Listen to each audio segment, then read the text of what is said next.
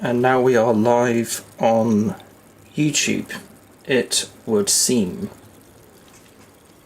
Microphone testing.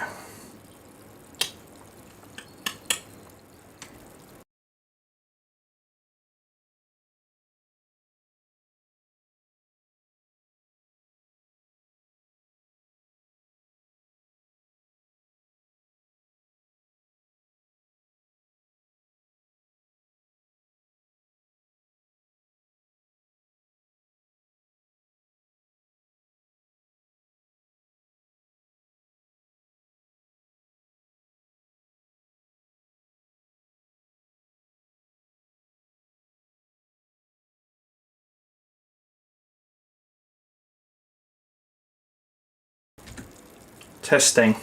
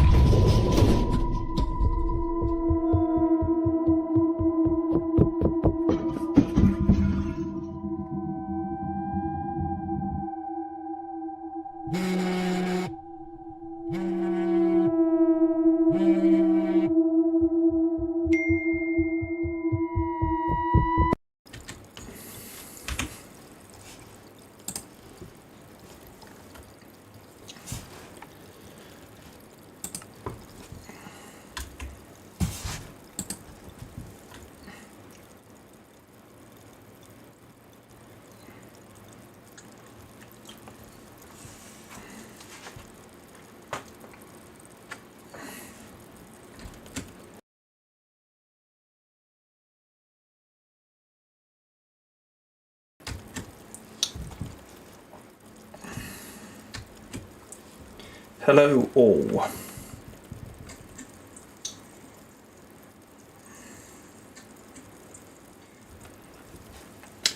Hello all and welcome back to another Minecraft live stream on my channel, in which today I'm going to be continuing to expand and build upon this new Minecraft Twitch and YouTube live streaming project that I am working on, that I give the name Plasma Paradigm, which will make more sense whenever more about more of the world gets built and what have you. Basically combining two previous older Minecraft worlds of mine that will eventually be remade into this world and expanded with some new things here and there added. Hopefully today I will be making a tree farm of some description and generally getting together a few other bits and pieces to start working on buildings and things like that in this world.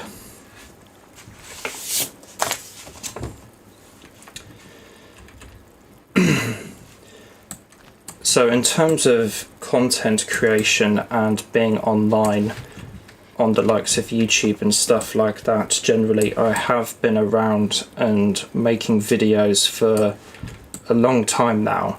First starting to make Minecraft videos all the way back in December 2012, but with myself eventually privating all of those videos in some point in 2013, where I started uploading Doctor Who videos starting in March that year, March the 31st to be exact, so 12th anniversary of that coming up, which was recently inspired by new episodes of the show being shown, which would have been the second half of series 7 with Matt Smith at that point, which kind of took off, and then in a smallish way, or however big you consider taking off in the Doctor Who YouTubing community is.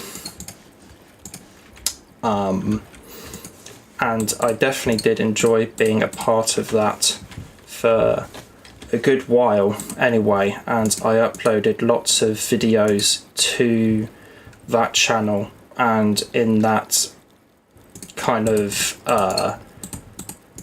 type of content for quite a while, with that channel running from 2013 to just last year, 2024, where I did make a channel finale to it back in 2022, but I ended up coming back for some 10th anniversary videos, and I believe I was hoping to kind of further on expand more on that channel, but that didn't really become possible, because to me Doctor Who is very much at the heart of that channel, and I'm not really interested in Doctor Who much anymore, mainly because of the fandom of the show getting kind of worse and worse over time, and then that leading to kind of me being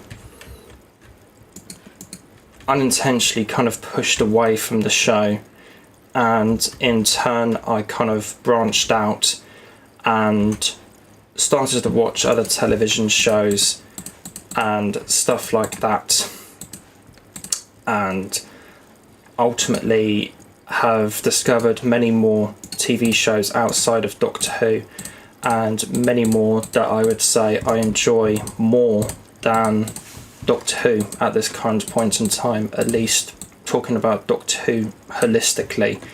It's unusual to talk about Doctor Who in terms of do I like it or not, because I obviously do like Doctor Who to quite an extent.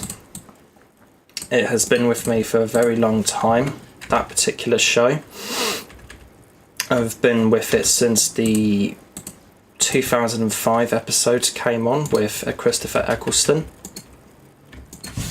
and I have, even despite declining quality in the episodes to say the least, I have still watched the show because it's become a bit of a tradition of mine to keep watching Doctor Who over time, even though it's really kind of not doing the best anymore, although I do enjoy some modern episodes here and there, such as 73 Yards from the most recent series. I thought that was an excellent kind of bit of Doctor Who folk horror, which I found quite interesting for the show to do that kind of type of story,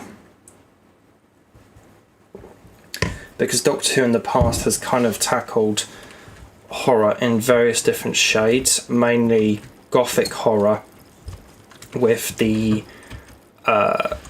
Tom Baker and Philip Hinchcliffe era of the show, but it has never really done gothic horror before.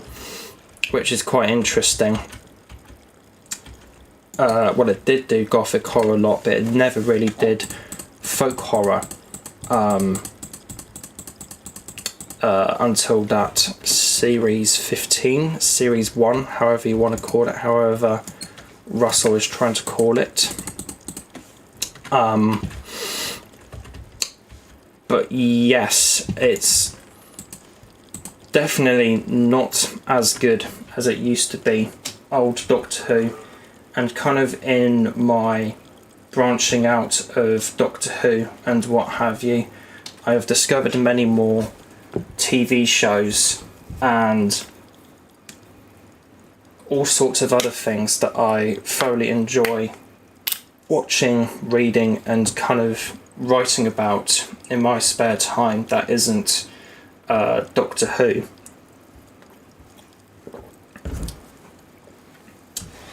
And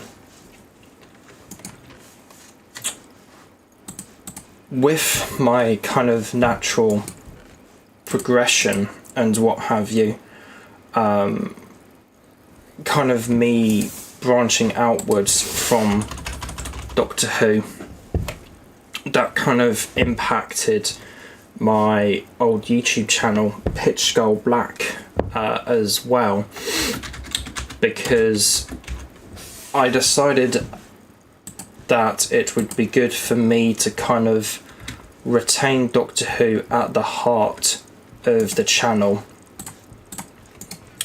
but also to do videos on these new TV shows and what have you that I was enjoying watching, and in turn kind of discovered from branching out from Doctor Who. And that did impact the channel, and I think ultimately the channel lost stability, and eventually I think it was for the better that I ended that channel last year, even though it does feel really weird that I'm not uploading to that channel anymore in the way that I did. No promises, but I do have ideas of returning to that channel, but purely in the form of YouTube shorts.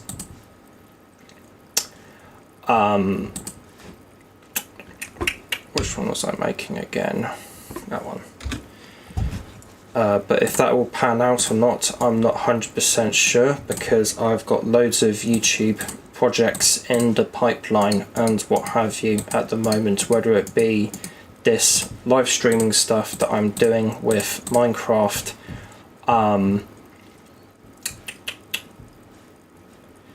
or other bits and pieces like more documentaries on lost media and what have you that I have been making as of recent.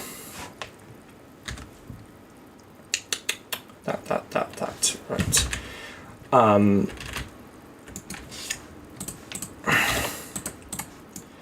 Which has been going really well, those lost media documentaries, and I have thoroughly enjoyed making those, as I find the interest of lost media to be really fascinating, and it's interesting being able to kind of combine it, lost media, with supernatural horror as well, which is my favourite brand of the horror genre. And as you could probably tell from looking at this YouTube channel that this live stream is going to, and other online avenues of mine, that I am a big fan of supernatural horror and ghost stories in general. So I may not be uploading to my 𝒂𝒄𝒆 YouTube channel at the moment, although it is possible that I will return as in YouTube shorts specifically for that channel at some point.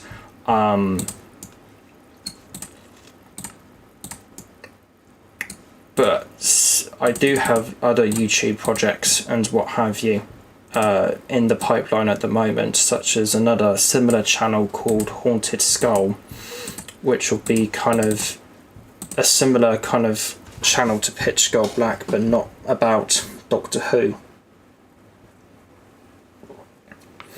In the last years of Pitch Skull Black and its main period of activity, shall we call it, in late 2021, no, I think if we go back further, I think it was in 2020 when I first uploaded documentary videos pertaining to the TV series Out of the Unknown, which to this day is still one of my favourite TV shows of all time, and another one that I will most likely be talking about in these live streams at some point or another.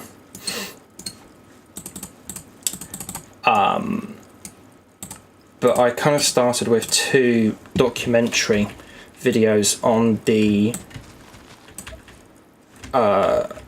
missing episodes of Out of the Unknown and the kind of general topic that is the show on the whole.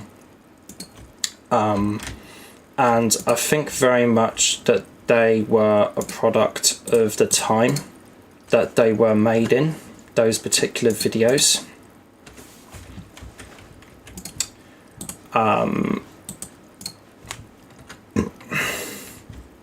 And what I mean by that is that several videos on my Pitch Skull Black channel, I feel like all kind of came and were made in certain kind of eras of the channel, and in turn by that I mean that several videos I made at one point I feel just got better and better over time, like the general subject matter that I was talking about in those videos.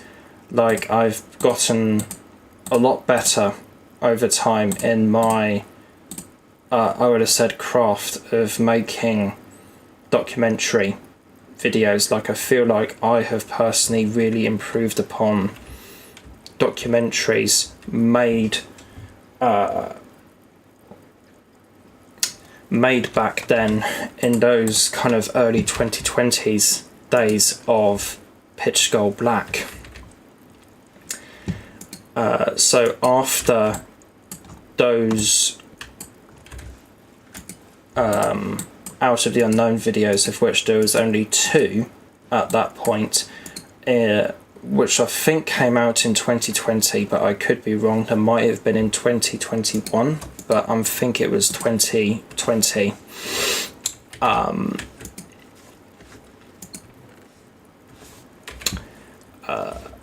After those, in 2022, I decided to do another kind of documentary series on my Pitch Skull Black channel, which I eventually kind of further expanded outwards, and that kind of enveloped into, or kind of developed into, one playlist that kind of further enveloped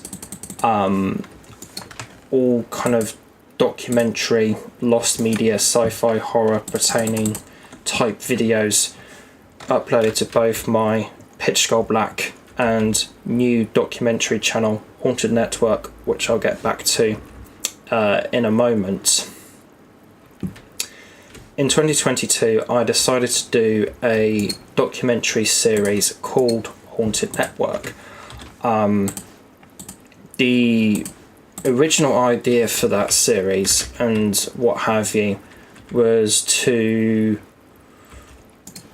talk about various TV shows and what have you that I had discovered at that time in my kind of branching out of from Doctor Who and discovering other TV shows and what have you, but whilst also incorporating my love of supernatural horror and what have you, and the kind of general subject matter that is kind of ghost stories and what have you that I thoroughly find fascinating into the mix, and my kind of love for the supernatural and fascination for the paranormal, which I have had for life, or for as long as I can remember. Probably would have been about, I remember one time when I was about 6 or something, I did like a drawing of a lighthouse or something, and I had decided to include this like little Easter egg in it, which was a creepy kind of figure going up a staircase or something. And I have always had a kind of lifelong passion for the supernatural and kind of paranormal stuff and ghost stories and things of that nature. Is this guy gonna...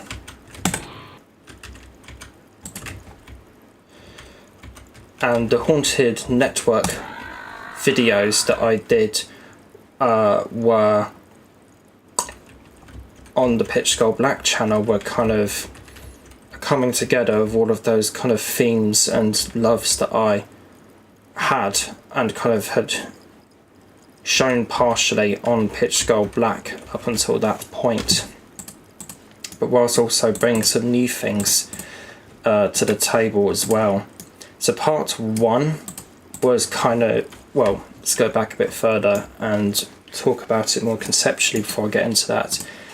The general kind of idea that I believe I had for the series was that I would do, I think I had outlined in my head about 8 videos and what have you, kind of pertaining to this kind of idea and kind of general documentary arc kind of plot thread type of thing that I had and would be kind of running through in this documentary series. Let's see.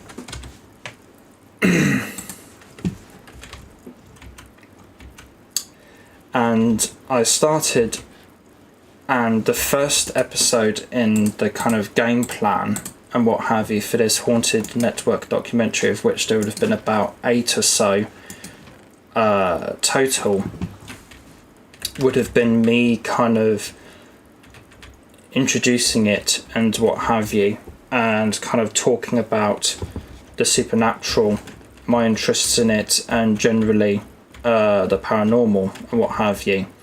And even before that idea and what have you, earlier in 2022, I decided for whatever reason that I would do a paranormal investigation at, what's it called, Downhill House in Northern Ireland, which ultimately I recorded bits and pieces of, but an actual documentary video about it and what have you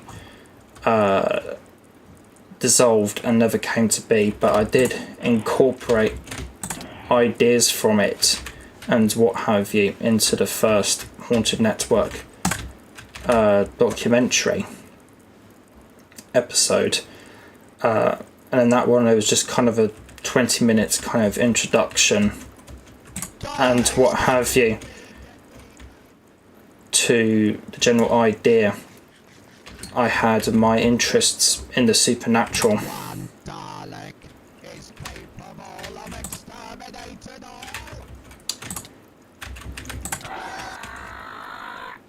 And and then the next 2 videos in the series were about Nigel Neal and what have you, who is a famous screenwriter for BBC television and did quite a few. They are really loud, I might have to turn them down. And Nigel Neal was a really famous writer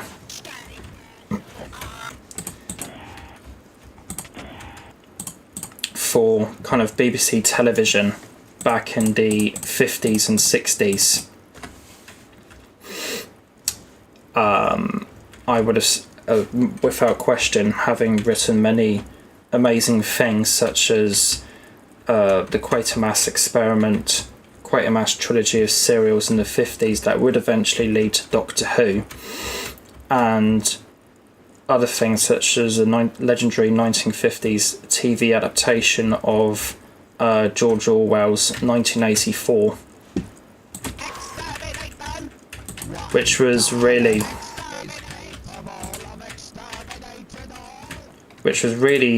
controversial and ahead of its time, but really popular, and is a fantastic peak production of television, even if I didn't 100% get all of it, which might be because I have no familiarity with the book. But either ways, these 2 episodes were going to be about Nigel Neal, and I think I did successfully upload 2 videos about it, which were definitely had decent moments to them, especially the second. And then after that, I was going to talk about BBC's A Ghost Story for Christmas television series in what have been episodes 4 and 5. And then I think in episodes 6 and 7, the plan was to talk about some supposed real-life ghost stories and what have you, and supposed hauntings and things like that in this documentary series.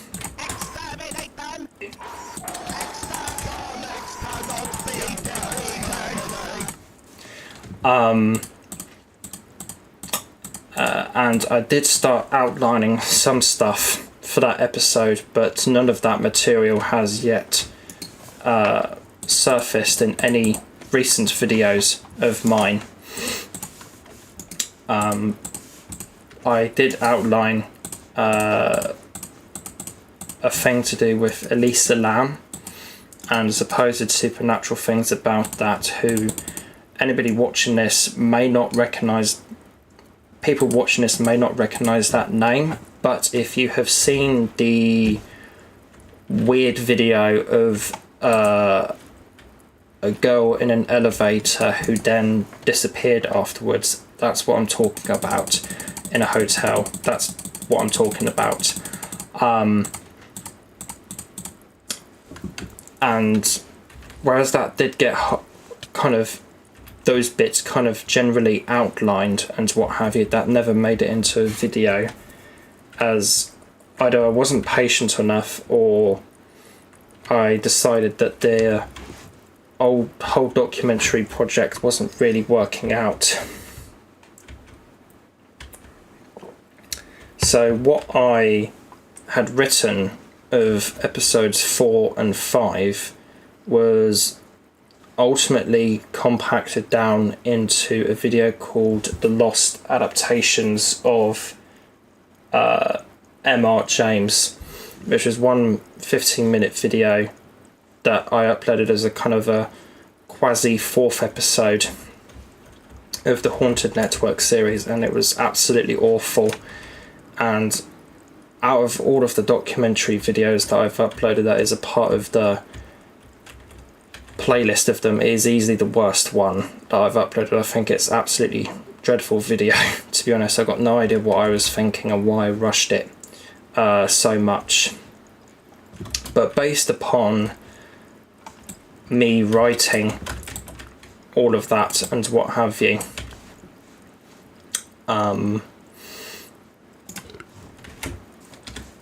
I decided eventually that I still found what I was writing about interesting in this kind of documentary frame and what have you. And I decided that in the following year, 2022, this is to, let's see, I'm dying here.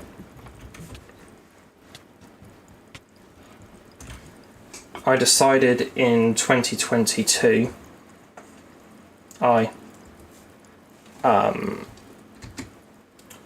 decided in 2022 to remake the 3/4 Haunted Network videos that I uploaded to the 𝑭𝒂𝒄𝒆 channel on a new YouTube channel in 2022 as a kind of spin-off from 𝒂𝒄𝒆, which is still going to this day, and I feel is very successful, or has been very successful in terms of the quality of videos that I have made. I would have said I'm very happy with how a lot of them have turned out and what have you over time. Why is the water like that? There we go.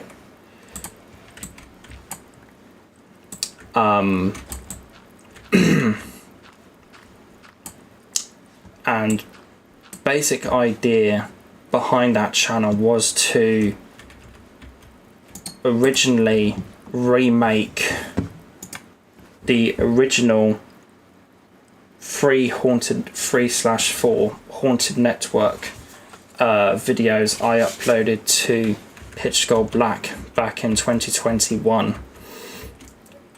and I feel like I've successfully been able to do that and improve upon quite a bit those particular videos I uploaded to 𝒂𝒄𝒆 in 2021. Not all of the material, not all of the material from those 3 videos at this current point in time has been remade as Haunted Network videos, or I don't think all of the material from those videos will actually be remade as Haunted Network videos, but a lot of it has, and a lot of it will be, including elements of what stuff I had written in the documentary that never got made as a part of the documentary, at least in that kind of current phase of it. For example, as I mentioned, I uploaded this terrible and very rushed video to 𝒂𝒄𝒆, which was a 5-part, which was about BBC's A Ghost Story for Christmas, and namely the lost adaptations of M.R. James, which was a really rushed and terrible video on my part. The first kind of video I uploaded to Haunted Network was Out of the Unknown Series 4 and the missing episodes, and at the time I knew I wanted to kind of remake the M.R. James stuff and further expand upon it and kind of do it a bit more justice than I had originally done in the 𝒂𝒄𝒆 videos. But I realised how ambitious of a project that would be and how long it could take me, which it did. It took me probably almost a year to fully execute and produce. Keep in mind, I am just a singular person running this channel. There's no like team or anything like that behind my Haunted Network documentaries. It is just a one-man band kind of thing.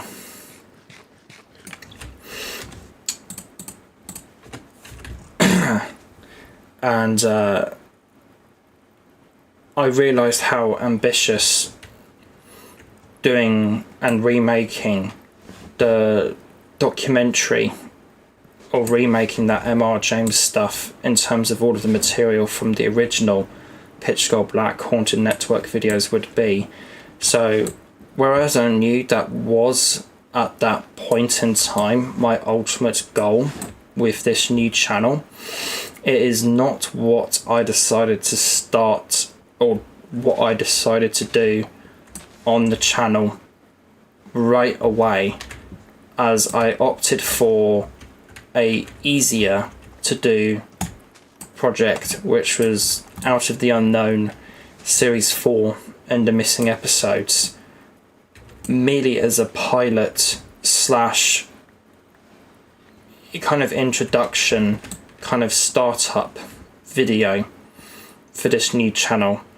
At that point in time, I knew it would be possible for me to return to Out of the Unknown and do more missing episode documentaries, and in turn do a complete series of Out of the Unknown, talking about all of the missing episodes and various documentaries and things like that. But I just decided to leave it as a singular video. Out of the Unknown Series 4 and the Missing Episodes as a singular video at the time, and as a kind of a standalone thing. And despite myself working on more Out of the Unknown videos at the moment, that will still remain as a kind of a standalone singular video in its own kind of narrative and what have you.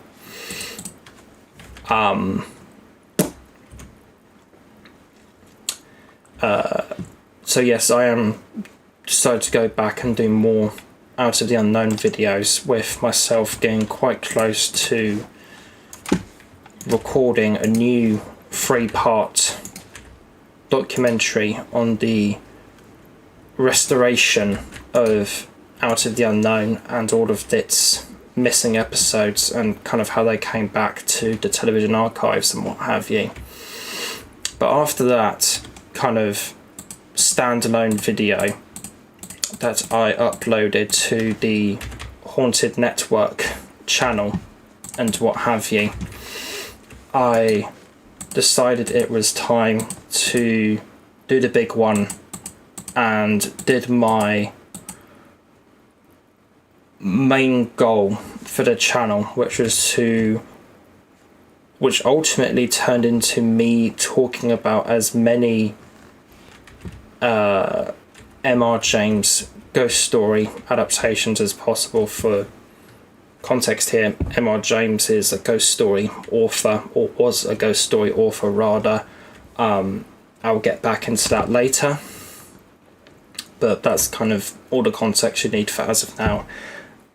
This new project, which was the remaking of all of the Ghost Story for Christmas and M.R. James material from the original Haunted Network documentary script kind of frame, ultimately transpired into a huge 5-part, 2.5 hour documentary series that ultimately took me probably close to a year to complete and what have you, maybe just under a year to complete and what have you, across 5 videos, which are all decent length videos as well. First two are 24 minutes, the third is 34, fourth was 20 minutes, but then the last one was 29 minutes.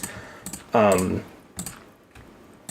I feel that I successfully did talk about M.R. James and A Ghost Story for Christmas kind of adaptations and episodes successfully, and I'm very happy with generally speaking how all of those videos turned out, even though I do think elements of the second video could have been done better.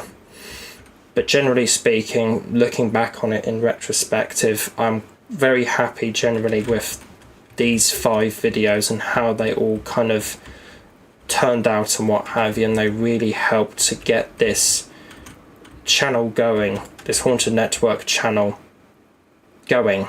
I would have said.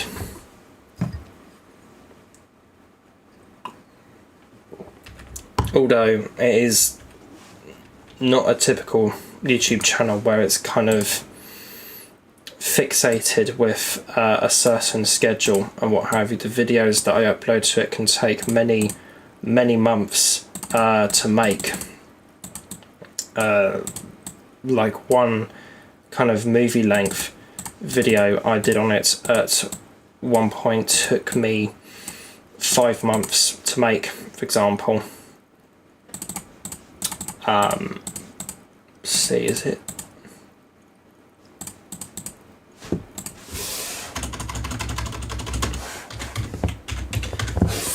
So with that, you can see that it's a channel not focused on uploading frequently, but more uploading quality, I would have said. And I think that has worked out well for it, with myself generally being very happy with how a lot of the documentaries have turned out on it.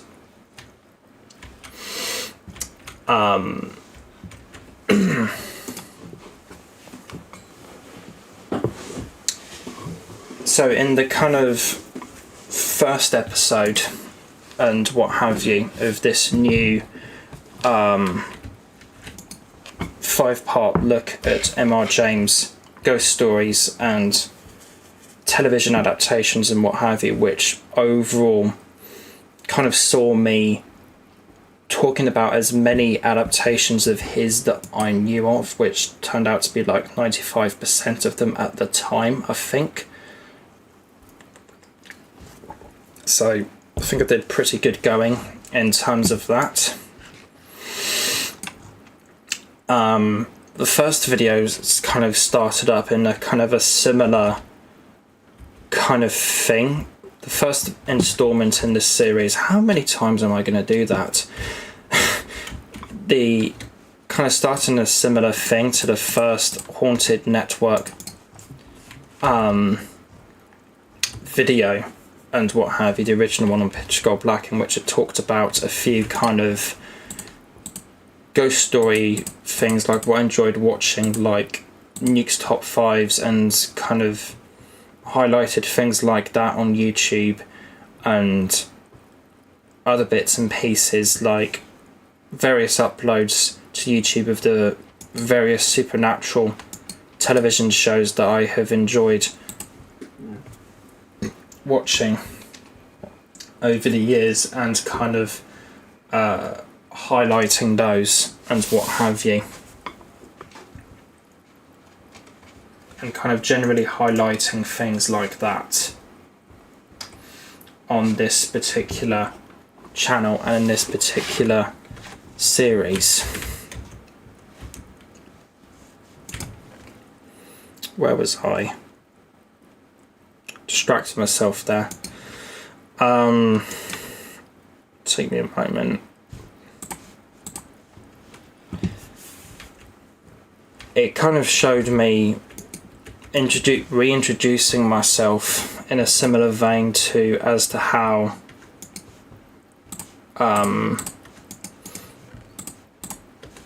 I did in the first Haunted Network video uploaded to Pitch Skull Black, in which I kind of talked about my love of supernatural horror television and things like that.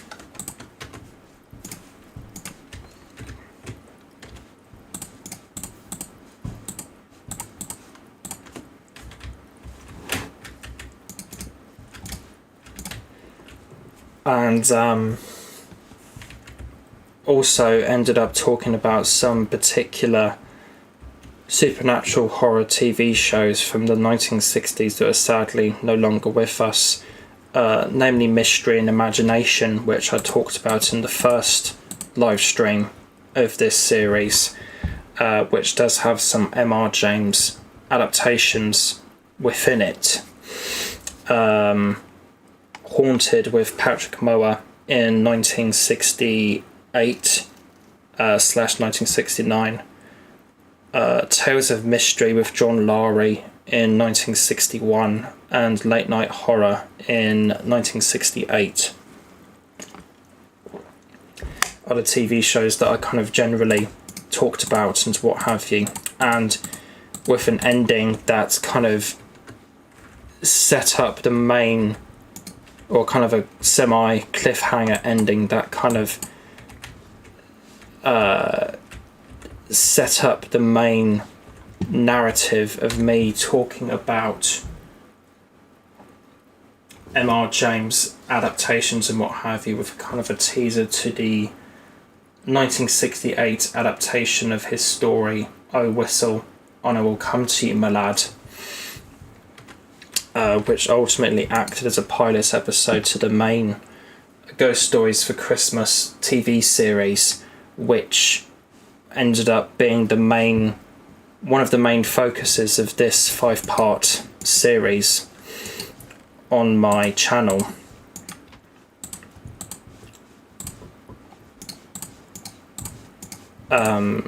Generally speaking, there wasn't really anything to do generally about M.R. James in the video. I did kind of show in pictures the M.R. James adaptations in question with regards to Mystery and Imagination, but I also didn't explicitly talk about them in depth or mention them. I just kind of talked about this series generally, and whenever it got to other relevant things within the overall progression of the series, I talked about those particular M.R. James episodes a bit more, because all of those stories that were adapted for Mystery and Imagination episodes, this being M.R. James ones, got adapted again in some capacity, mostly by the A Ghost Story for Christmas series.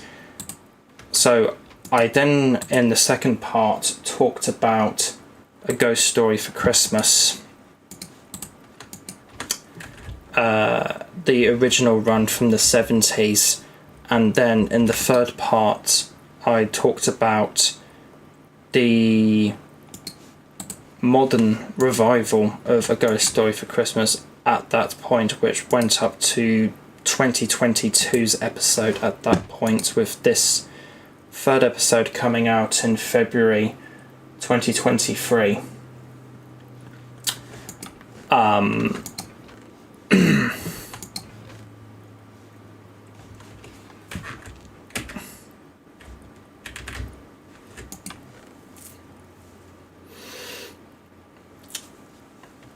And then obviously talked about relevant things as well in that documentary, because I kind of used the idea of whenever a story would crop up in the main narrative of talking about Ghost Stories for Christmas in that particular phase of the documentary series, I would talk about subsequent or other adaptations of the same story. For example, like whenever it came to talking about Mark Gatiss's adaptation of the tractate 𝑭𝒂𝒄𝒆 story from 2013, I would talk about the Mystery and Imagination episode at the same time as well, for example, with a few different exceptions and what have you, I think, because I then talked about a whole kind of different type of M.R. James adaptations further along in the series at one point, whenever it came to kind of more towards the end of the series, or this particular 5-part series, which was kind of talking about what I nickname fireplace adaptations of his stories, which is where somebody kind of sits by a fireplace and kind of tells you a rehearsed ghost story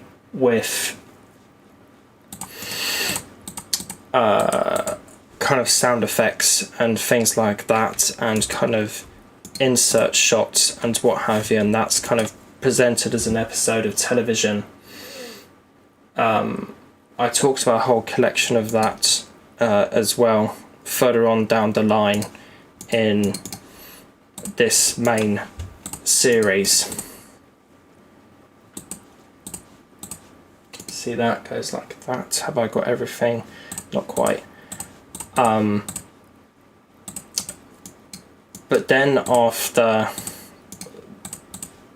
talking about Ghost Stories for Christmas, I then talked about all the adaptations of his story, Casting the Runes, in a 2-part video, which ended the main 5-part series, and then the Haunted Network channel kind of continued on from there.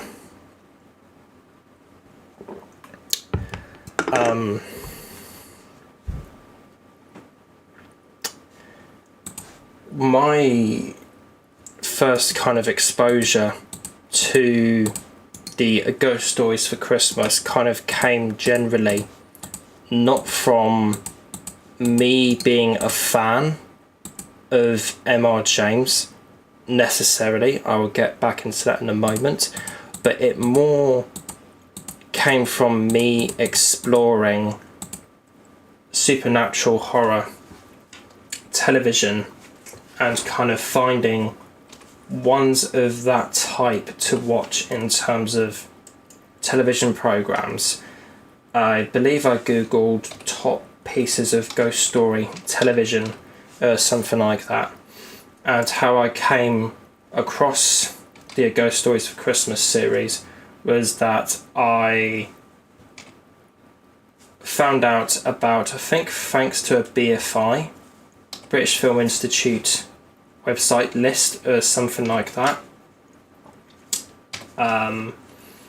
their recommendation of The Signalman from 1976, which was an episode of the Ghost Story for Christmas television series, but not an adaptation of M.R. James. It was an adaptation of a famous Charles Dickens story, and I ended up ordering the main a DVD with it on it, and 3 other episodes of A Ghost Story for Christmas, which weren't M.R. James ones, but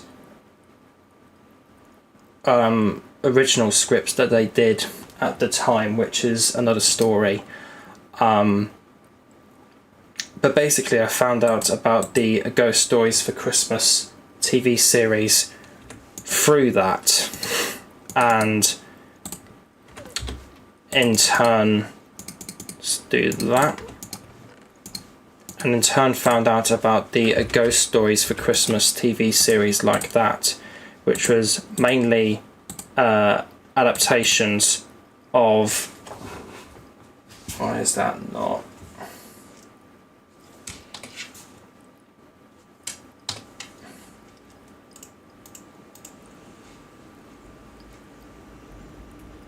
Why is that not smelting like that?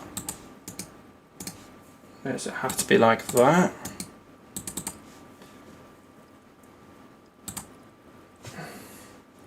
Maybe it's that particular...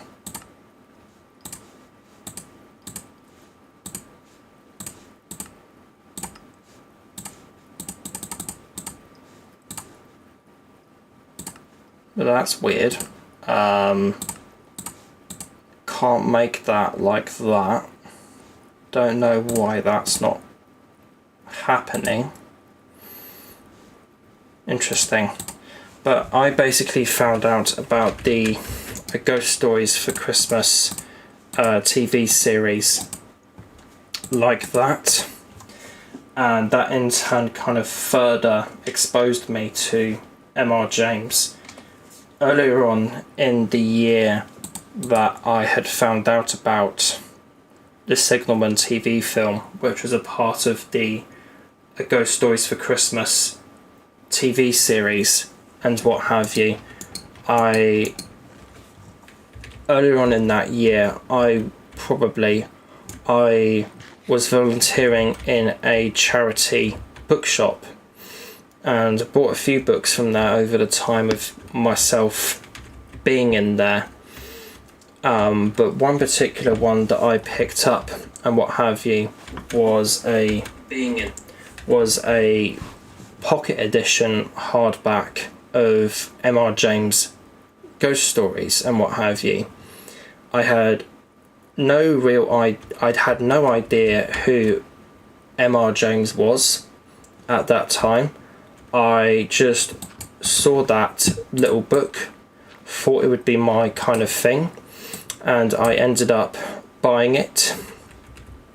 And I didn't read all of it, but I read about the first 5 stories of it. I'm not sure why I didn't read all of it.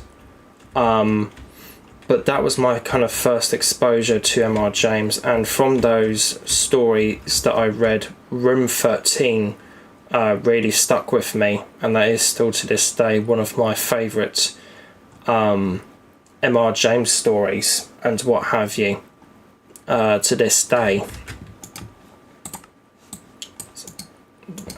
Just double checking this.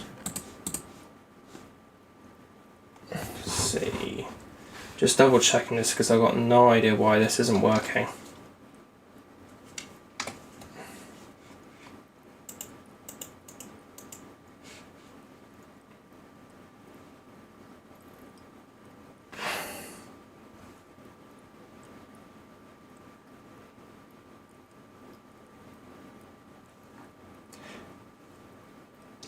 It doesn't have the same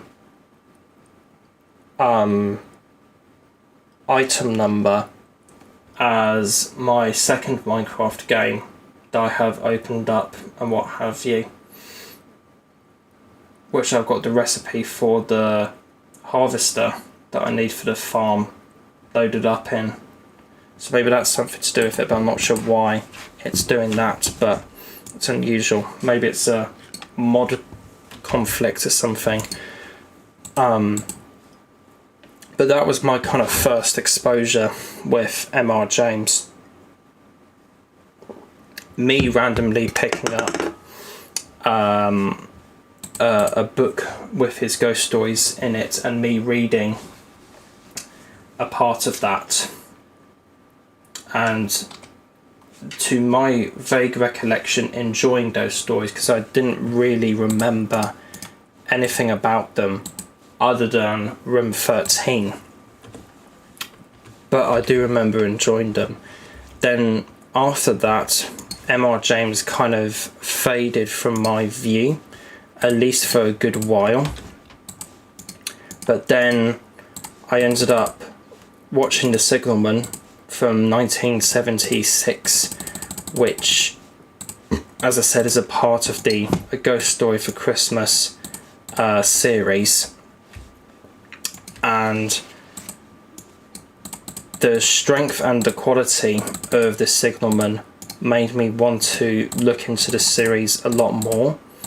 I then bought the first volume in the main range of BFI DVDs for A Ghost Story for Christmas, which contained the first 2 episodes of the series, The Stalls of Barchester, and a warning to the curious. Nearly said a warning to the cathedral there. And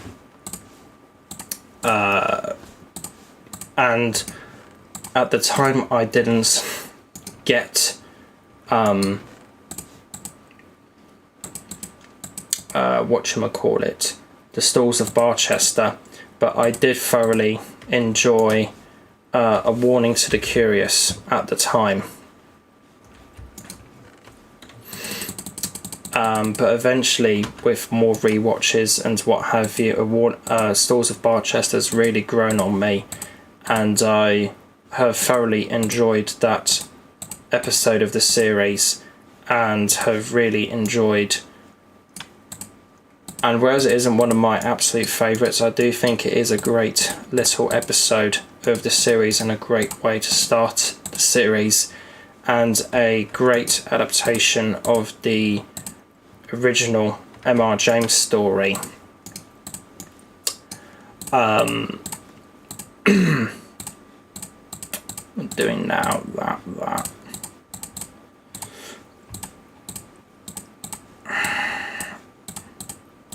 But then it was from there that I kind of had my first major exposure to M.R. James, or that's what kind of re-exposed me to M.R. James, I would have said, after my kind of inquisitive look into his stories, I guess you could say, where I actually didn't even know who he really was or how significant of a purchase that little book would be, which I have close by me at the moment. Actually, I still have it. How significant of a purchase that little book would turn out to be for me. See, that one. That one.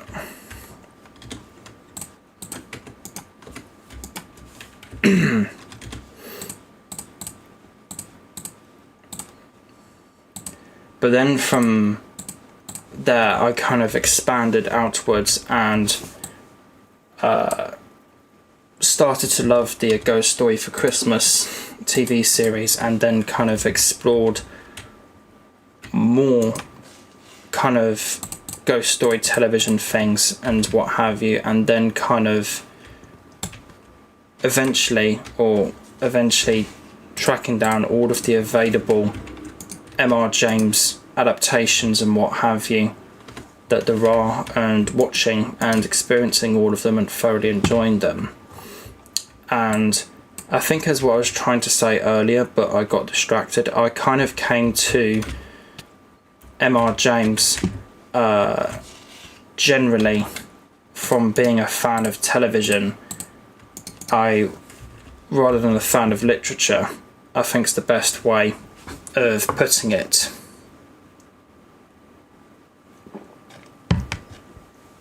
I would have said.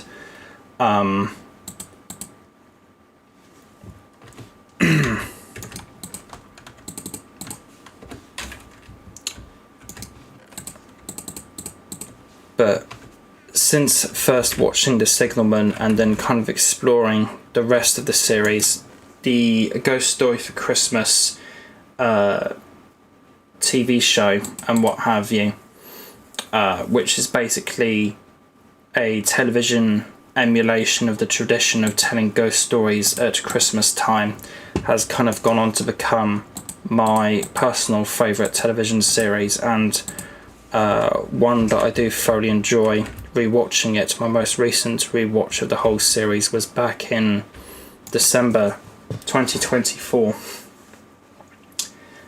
fittingly enough.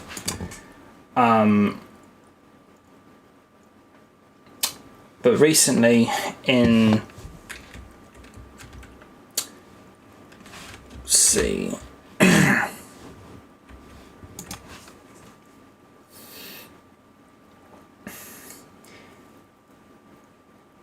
as well as the adaptations of M.R. James occasionally being helmed as absolute classics and what have you of the horror TV genre and even the film genre, with one particular film being Night of the Demon from 1957, directed by Jackie Turner, which was a adaptation of his story Casting the Runes.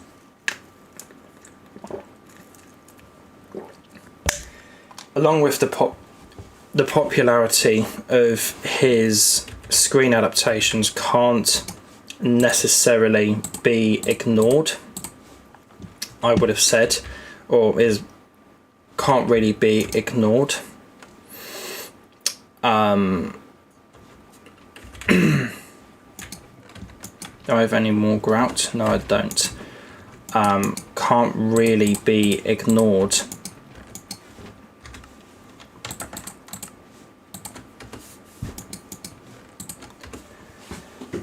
But that's not to say that his original stories, the original texts of his stories and what have you, are not popular. They are among the most popular in terms of ghost stories of that kind of brand of horror fiction out there. Generally, with them being extremely influential and still repeated to this day, or still reprinted to this day.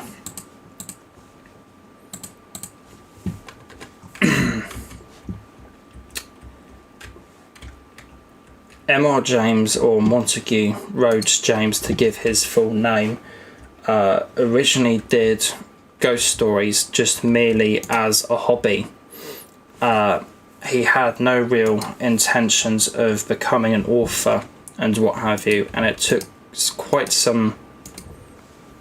a fair bit of encouragement to get his stories published in the first place, which first occurred with Ghost Stories of an Antiquary in 1909 or 1911, I would say. I think it might have been 1909. But basically he told ghost stories to fellow students, teachers and friends at Eton and Cambridge College, where he worked as a teacher, and he also worked there as a scholar of medieval history and of medievalism, and loved studying ancient manuscripts and archaeology, which kind of shone through in his stories. Like, for example, kind of given his name of his first ghost stories of an antiquary, which is the most kind of, I think, most known title kind of associated with a collection or grouping of his stories. And with prints and what have you, his stories have gone on to become critically acclaimed and generally loved by many. But as I said, he didn't start ghost stories and what have you.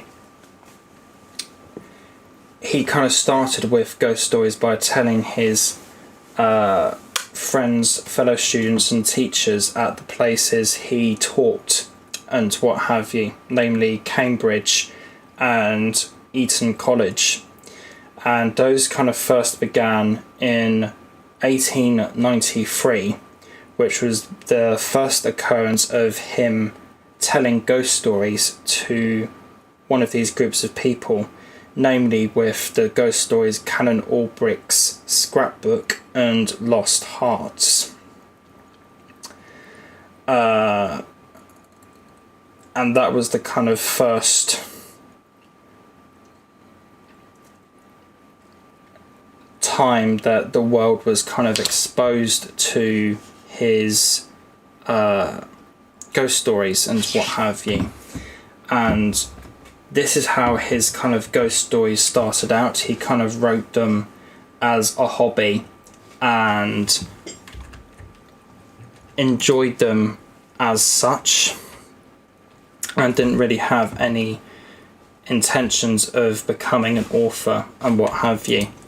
But through massive encouragement by his friends and the people that were audience to his ghost stories, they basically encouraged Montague, or Monty, to eventually publish a book of his ghost stories, which eventually came out as Ghost Stories of an Antiquary in 1904.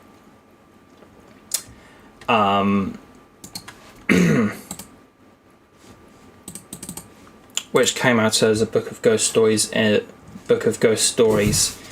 1904 called Ghost Stories of an Antiquary, which collected 8 of 8 stories written by Montague, and overall there would be 4 different collection books published in his lifetime of his ghost stories, and with there being known to be other unpublished ghost stories written by him known to exist, and other unfinished ones known to exist as well, and all of those were eventually published posthumously.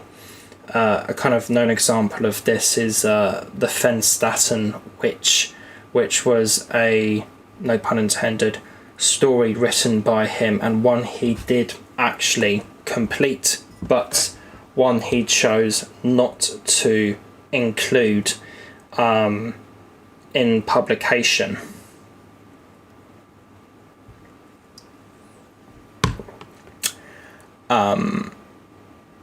The original edition of Ghost Stories of an Antiquary collected 8 of his stories, which were the previously mentioned Canon Albrich's Scrapbook and Lost Hearts, opening up the collection. Then added was the Mezzotint, the Ash Tree, number 13, Count Magnus, O Whistle, I Will Come to You, My Lad, and the Treasure of Abbot Thomas. I got a paperback reprint edition of a kind of green cover of the story, or of the collection, a couple years ago, and read that and thoroughly enjoyed it. And then more recently I have been reading a big kind of collection book of his stories released by a company called Tartarus Press that kind of specialises in supernatural fiction and what have you, and makes high quality limited edition books which reprints Ghost Stories of an Antiquary as a whole, but adds about another 8 or 10 stories by Montague into the mix, and I'm nearing the end of having read that. And one of the projects that I have in the pipeline and what have you for my YouTube channels and what have you, namely a new upcoming one called Haunted Skull, which is still very much in the pipeline, is a review of the Ghost Stories of an Antiquary book, which has admittedly kind of hit a bit of a stall with myself kind of really knuckling down with Out of the Unknown and the Missing Episodes Restoration, which is my next big kind of 3-part documentary to come on my Haunted Network channel. And then there's also me focusing on live streaming and getting my Minecraft world going for my Haunted Mind channel as well. Why did I make 9 when I only needed 6? Oh well. With that kind of getting going as well, with myself wanting to get it going as well, because of how much time it would take me to get to a good setup point for it and what have you.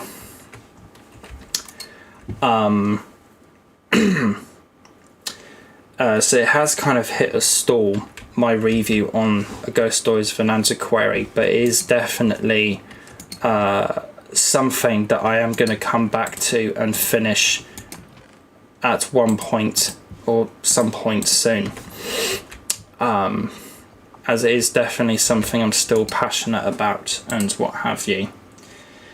And it's interesting, having read the book from my perspective of kind of introducing myself to M.R. James's stories, M.R. James's ghost stories, through various television adaptations of his, because out of all 8 of the adaptations that there are, out of all 8 of the stories that there are in this book, only one of which has not had a fully acted kind of adaptation to it, like the films in the 70s, which is really interesting because reading the stories helps me, my past experience of having watched the TV adaptations and what have you of stories and what have you, helps me to visualize the stories whenever reading the texts, original texts of the stories, I would have said. And it really helps me to visualize the stories, and it kind of, with Ghost Stories for Christmas being my favorite TV series of all time and what have you, it's interesting to read these original texts and what have you, and kind of think about them from the perspective I've kind of come from with M.R. James, because reading these original stories and what have you kind of helps to act as enrichment somewhat, or kind of good enrichment for my love of that television series and what have you. And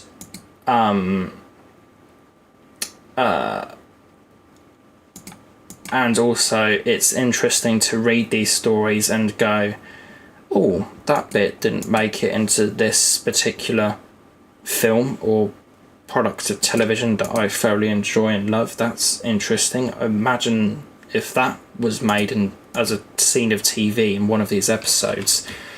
It's kind of interesting for me to kind of think about and what have you in that kind of lens and context as well. The first story in a Ghost Stories of an Antiquary was Canon Albrecht's scrapbook, and it's a very good one to show James's general theme and genre approach to ghost stories, I would have said, with his interest of archaeology and what have you, because the main kind of story to Canon Albrecht's scrapbook is somebody buying an ancient scrapbook, and that turns out to be haunted and what have you, hence the low price he kind of ended up getting it for. And it's a really good and creepy story, and really good kind of tone setter for the book, and good story to open up the very first publicated volume, or first volume of publicated stories by James, I would have said. It's really, really good. And it's a fantastic kind of tone setter for the book and M.R. James in general, I would have said. Although there are some stories that I would say that are more in line with his interests of archaeology and what have you than some others, like Lost Hearts, when we're about to talk about. I don't think that has as much of his passion of archaeology within it, but I'll get to that in a moment. But yes, I really enjoyed Canon Albrecht's scrapbook overall as a ghost story, and as I said, I think it's a great little tone setter for the book and as a general kind of introduction to M.R. James.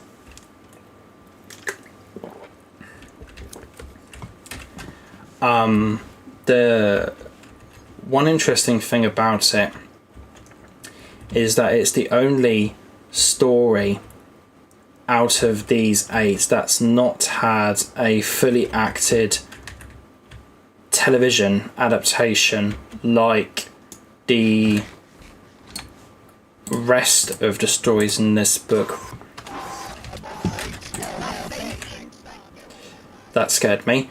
There's a special weapons Dalek over there. Oh no. Like with the other stories did in...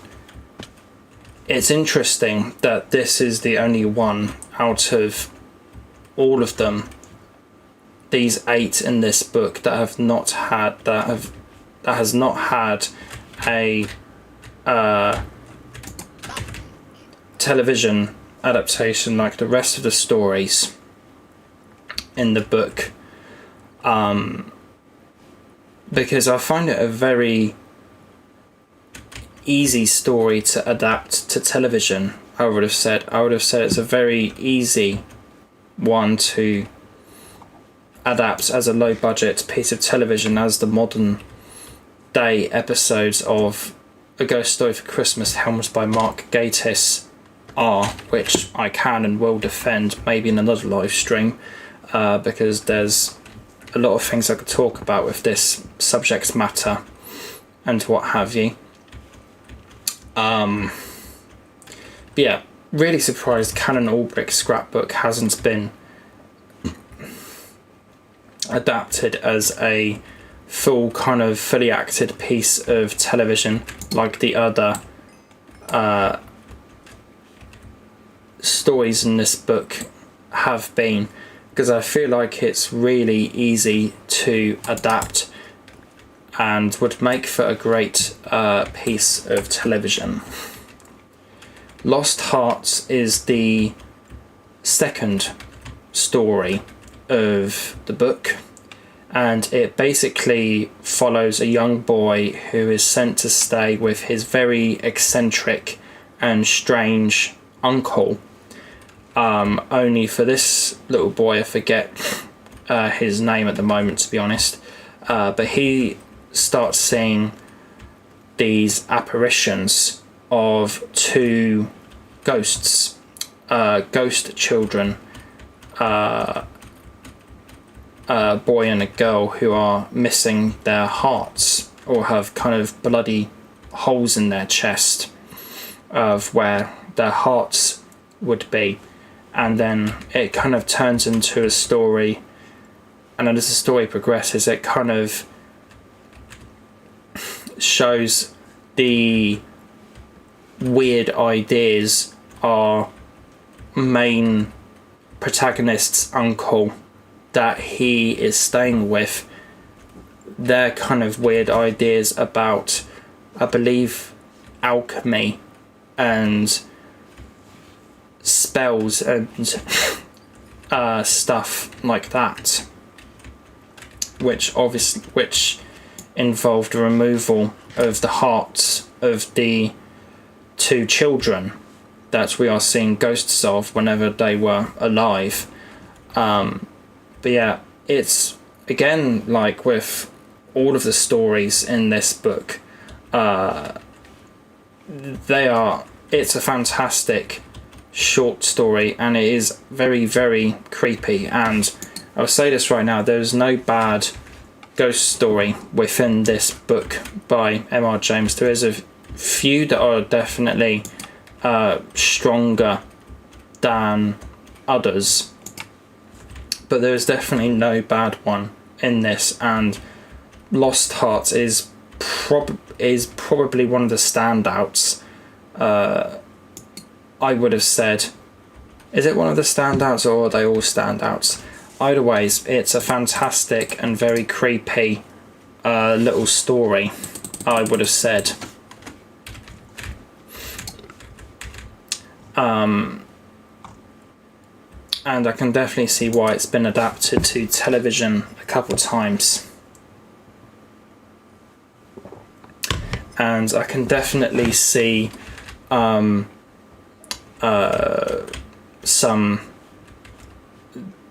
how this story in particular may have influenced some other things, such as a particular Mario Bava movie from 1966. I won't say the title of it on Twitch because I don't quite know how TOS it is, but it's the one with baby in the title for the people that are watching this and know stuff about Mario Bava.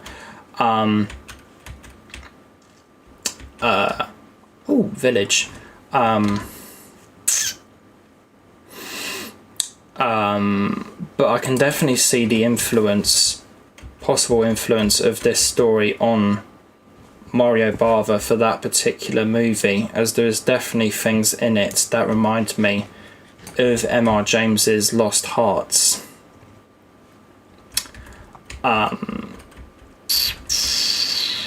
What was I going to say? But yeah, I can definitely see why it's been adapted a few times for television. It got adapted as an episode of Mystery and Imagination back in the 60s. You want out, little guy? There you go. Oh shit, there's a Dalek. And they attack the villagers. Okay, maybe you should have just stayed inside, buddy.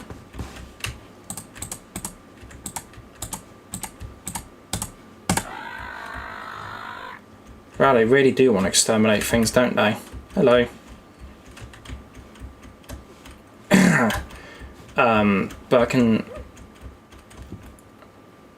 But from what I've heard about that particular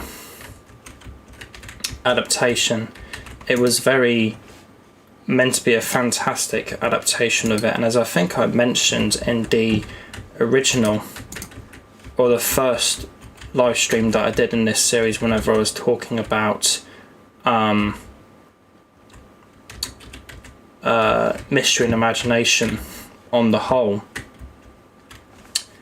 that there's this kind of story I've heard about it, of how the actor that played the child ghost, the boy child ghost, Giovanni, that's the name of the ghost, went on to slag the new BBC version of Lost Hearts from the 70s, saying it wasn't very scary at all. But I thoroughly enjoyed the original story, I would have said, and I thoroughly enjoyed the original printed text version of the story, and I also definitely do enjoy the 1973 adaptation as well, as a part of the A Ghost Story for Christmas TV series.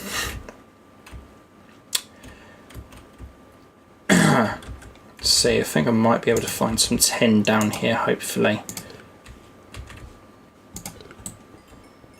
That's what I'm looking for at the moment.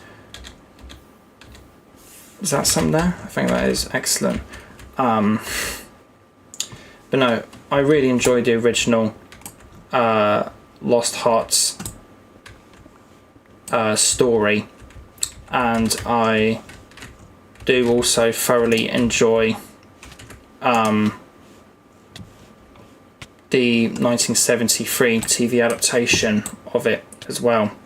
It's just a shame we can't view the original 1960s one anymore, as that would be fantastic to see if it ever gets found, which isn't likely, but hopefully it does one day. You never know, as I've heard great things about it from people that were fortunate enough to see it on transmission and at the time. But yeah, that was Lost Hearts. Then we have the Mezzo Tint, which I find another really, really good story. I'm going to say that a lot. Another great story from this book, I would have said. And basically this museum curator gets a catalogue put down on his desk one day, and in it is what he views as a very ordinary and average mezzotint of a manor house, mezzotint being a type of painting that he found quite unremarkable and what have you, and was quite astonished at how expensive it was, but it was one he ended up buying anyway. And it turns out that the person that painted the painting was into alchemy or some kind of magical voodoo type spell, not necessarily voodoo, but kind of spells in general, kind of, you know what I mean, kind of stuff like that. And it turns out as he died, his spirit has possessed the painting of his house, which is what this museum curator has bought. And every time the museum curator isn't looking at the painting, it changes slightly, like of the picture, like the house in the picture, like a window would open or a figure appears on the grass of the picture. It's a really fascinating concept for a story and what have you, and I think it's absolutely fantastic again. And the 2021, is it 21? Yeah. Yes, the 21 adaptation as a part of A Ghost Story for Christmas, with this one helmed by 𝒂𝒄𝒆, is great, I would have said, and it's fantastic. I think I would give this one a 9 out of 10 in terms of the TV adaptation here. Look, I'm eating your brother, hey? Bleep bleep to you too. But no, I would give the 2021 TV adaptation about a 9 out of 10. I think it's absolutely fantastic, I would have said. And definitely one of the best 𝒂𝒂𝒆 led episodes, which can be hit or miss, I would have said. But I'm not an outright hater of the 𝒂𝒂𝒆 adaptations, as I do think he can make and has made some good ones here and there, even though there are criticisms of his episodes that I can have.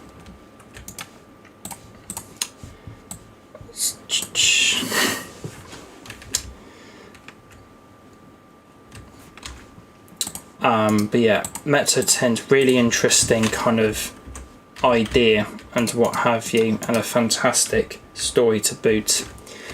The ash tree is a particularly creepy story for the volume, the fourth one in it, where basically it tells this story of a witch who is executed, and she swears to put a curse on, if I remember right, the family that have executed her, and she has basically put a spell on this ash tree that she is buried under in, I believe, in the kind of general manor house of the family that executed her. And all sorts of strange happenings begin or happen involving this tree in the story and what have you, with basically these kind of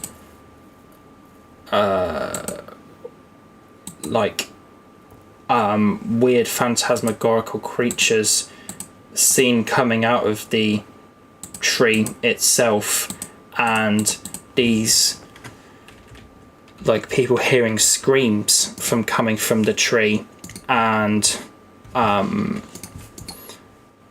another particularly disturbing sequence and what have you in the original story, which wasn't in the Ghost Story for Christmas 70s film is where a cat falls down the hollow middle of the tree and people witness it, and then a few seconds of no silence go by, and then they hear the cat just scream from the bowels of the tree. It's really, really creepy and quite frightening, I would have said, but that's something that didn't make it into the TV adaptation from the 70s. Unfortunately, I feel like that would have made a really good kind of creepy inclusion for it.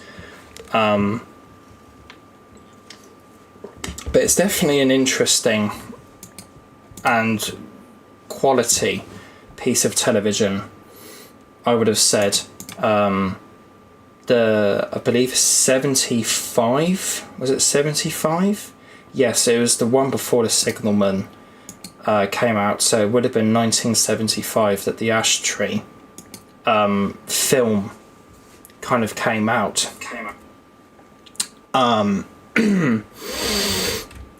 And it's an interesting kind of deviation for the series in a way, because whereas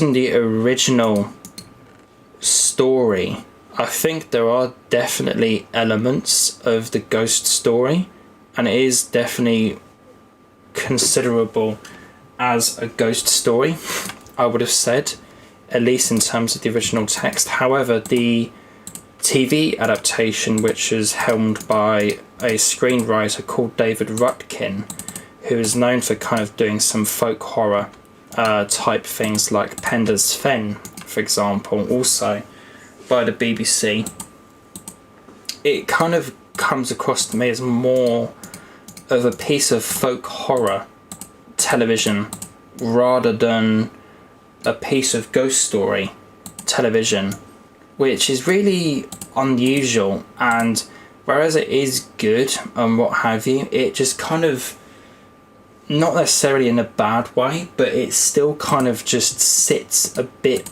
oddly within the run of A Ghost Story for Christmas, I would have said, because as I said, it feels more like a piece of folk horror rather than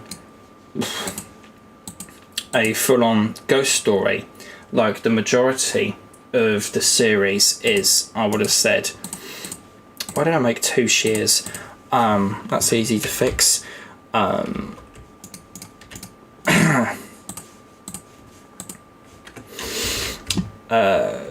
whereas it is good, it just kind of sits oddly in the overall series run of A Ghost Story for Christmas, I would have said. But it by no means a bad piece of television.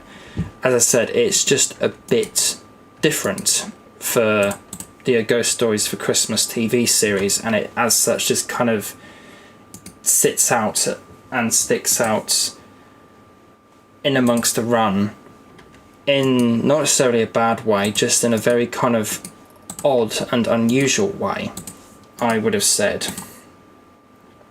But yeah, very good adaptation for TV and what have you, and I definitely do enjoy it, and it is by no means something that I would skip on a rewatch of the TV series. It's just the series doing something different and something that is by no means bad, but as I said, it's just simply different. But at the same time still a bit of an oddity within the A Ghost Story for Christmas kind of canon and overall catalogue of episodes, I would say.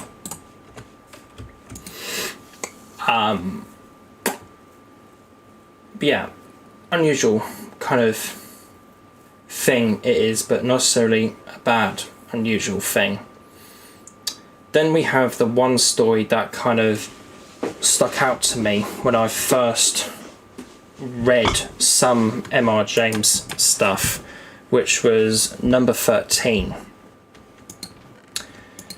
Basically, the basic plot to this story is that a researcher of old manuscripts and documents, I believe is how it goes, is travelling Denmark and ends up in the town of Viborg and needs a hotel to stay in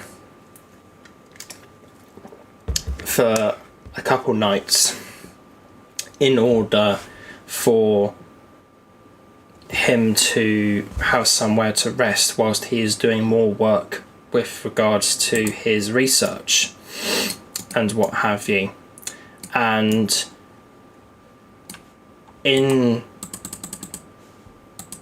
I believe in the story, generally in Denmark, it is said for a hotel to have a 13th room is said to be bad luck, and it's no exception with this particular hotel room.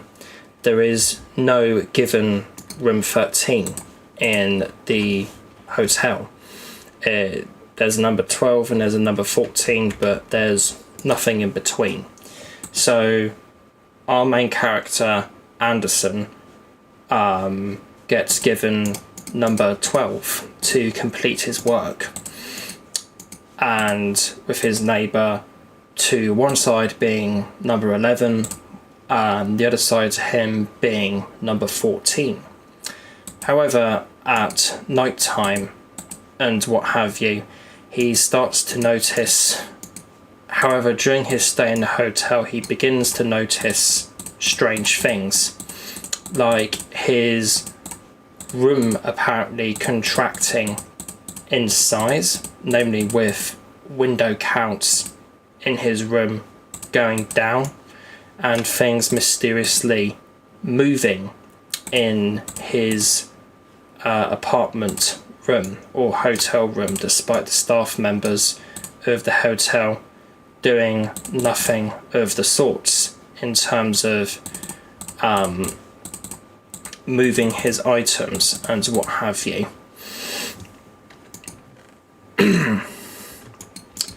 And other strange things happen, such as him hearing singing from number next door, which he believes to be number 14. But as it turns out, every night room 13 begins to manifest and comes to an existence, and is, to all intents and purposes, a haunted hotel room, which dips in and out of material existence, basically, which I find such an interesting and fascinating concept. And as it transpires, there was if I remember the story correctly, it transpires that there was at one point a room 13 in the hotel, and the person that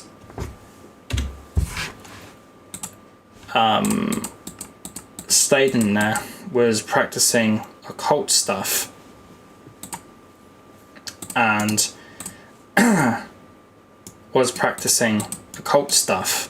and that caused the room to be haunted. And the story ends with the floorboards of number 12 being dug up, and the innkeeper and in turn Anderson finding out about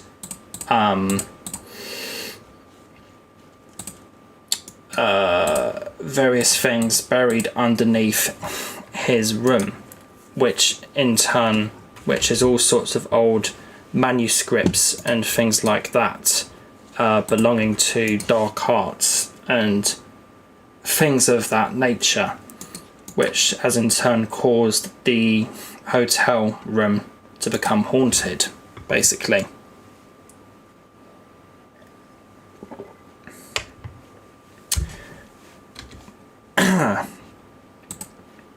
See, where am I at? But number 13 has been adapted a few times now for television. Again, it got adapted as a part of the Mystery and Imagination TV series back in the 1960s, which was still to this day really well praised by people who were fortunate enough to see the episode whenever it went out, and say it's much more chilling than the more recent and it say that it was much more chilling than the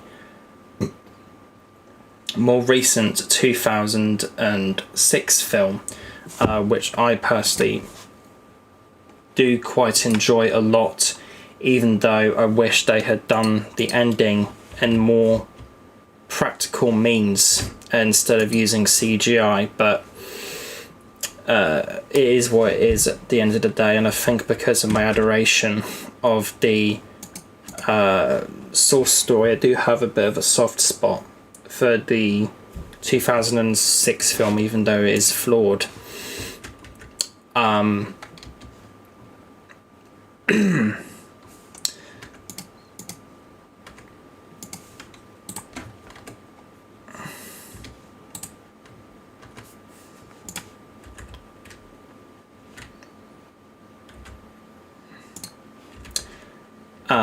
But generally speaking, I think it is an absolutely amazing story generally, and I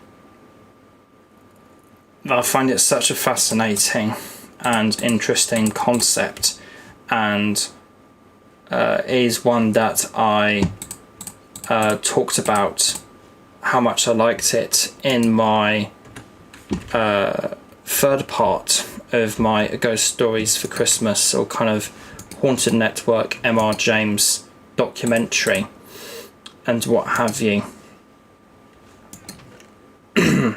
I would have said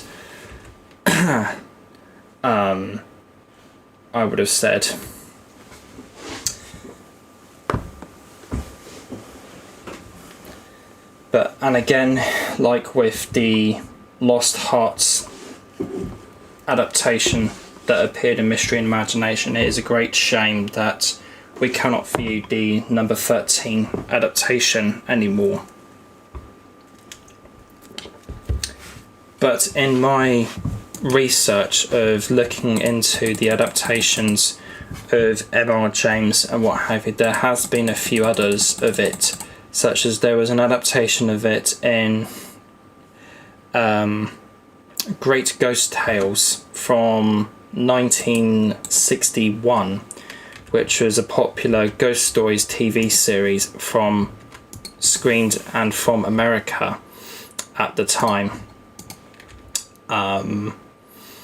And I believe that was quite a well received or well liked adaptation of the story by fans of M.R. James as well. But despite that one existing, it's also one we cannot watch, as it's unfortunately not surfaced on the internet, but it's known to be held in the National Library of Congress, or whatever it's called over in America somewhere. So that's known to be in existence, thankfully. So hopefully one day that will get re-released to the public in some capacity, but then again there could be rights issues or something like that we don't know about. And in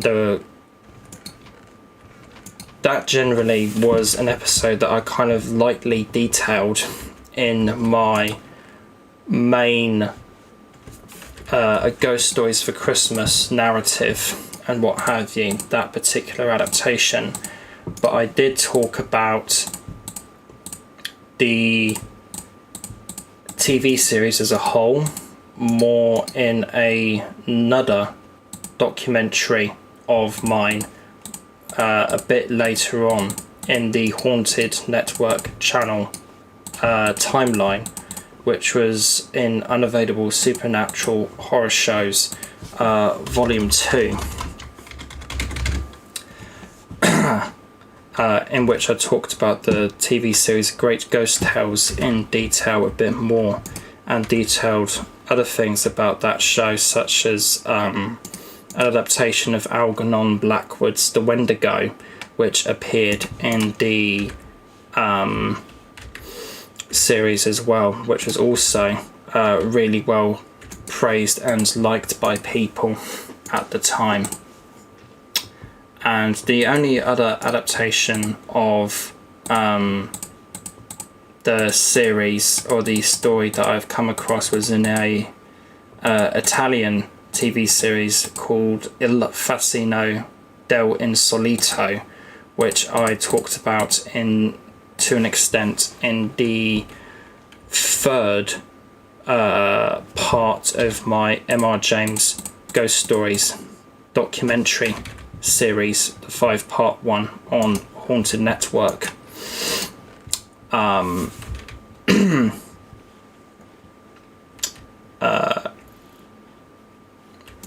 And that's another adaptation of the story, as I mentioned, and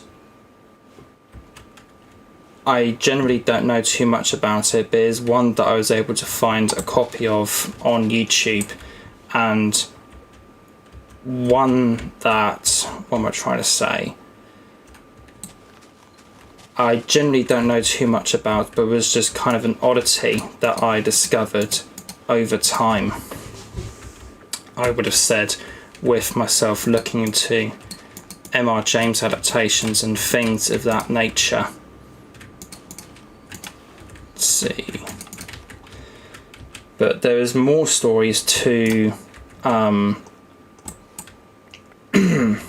the Ghost Stories of an Antiquary book that I have not mentioned yet, but at this point in time I'm nearing the end of, I'm kind of running out of steam for this stream, as you guys might be able to tell, so I think it's kind of time for me to wrap up and conclude soon, but I am nearing completion with the tree farm here, or at least an early version of it, or something to get trees started in this world in terms of being farmed, which is going to be essential to this world, as I'm going to need a lot of wood to make all sorts of homes and structures that I have planned for in this world. Let's see.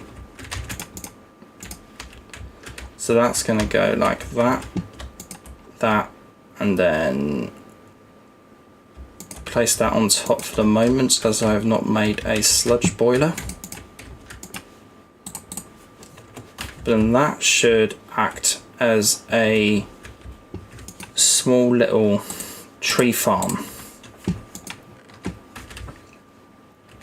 Let's see here. So if we put charcoal on that, that starts to power things up and what have you. But as I said, there is other stories that I have not talked about in Ghost Stories of an Antiquary by M.R. James yet, namely the last three, which are Count Magnus, Oh Whistle and I Will Come to You, My Lad, which is where the title of this stream on YouTube comes from, and The Treasure of Abbot Thomas. But those are all things I will probably talk about in probably a part 2 to this live stream, I would have said. There we go.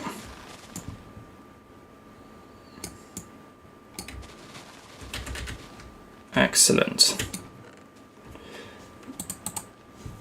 So naturally these will grow over time and what have you, and will be harvested by the harvester, in turn creating a infinite source of wood, and then I can eventually turn this into charcoal and then refeed that back into the Stirling generator, which will empower in turn power the machine and what have you.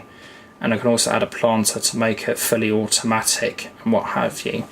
But that was the main kind of goal and what have you of this live stream, kind of done and dusted and what have you, I would have said. And I think that is a good point to end this live stream on as well. As I said, there is a few other stories and what have you within Ghost Stories of an Antiquary that I did not talk about today. Count Magnus, I Whistle and I'll Come to You, My Lad, and the Treasure of Abbot Thomas. But those are things I can probably talk about another time and do a little part 2 to this stream at one point or another. I was going to talk about the TV show I mentioned earlier called Out of the Unknown, as I have been really into that recently, really into kind of writing about it and what have you. Mainly with my new 3-part documentary on its restoration looming, and that's getting ever closer to being finished, which has been an absolute beast to work on. So I was originally going to talk about that today, but ended up talking about M.R. James ghost stories and things like that in this live stream, which I thoroughly enjoyed doing because M.R. James is one of my favourite authors of all time from what I have read of his stories, and I have just generally thoroughly enjoyed reading his stories and kind of talking about his adaptations here in this video. So now there is a gap between that and that, but when there is logs in these spots here, it should harvest it. Okay, so if we were to do, for example, just to give it a little push, there we go. Not sure if that was me or if that was actually the machine doing something, but whatever. But either ways, I'm going to end this live stream now. I think it really went well. We've now got wood going on in this world, an automatic wood source. So in the next couple of live streams, I should be able to start mapping out spawn chunks and then putting down a base template for my main base in this world as well, which is going to be a really long project and what have you to work on and complete. But it is going to be an integral part to this world, so hopefully that will come in the next few live streams and probably will feature part 2 of me talking about more M.R. James ghost stories and what have you at one point or another. So that concludes this live stream. I hope you guys enjoyed watching it. Thank you very much for tuning in. Like, favorite, comment, subscribe, and goodbye.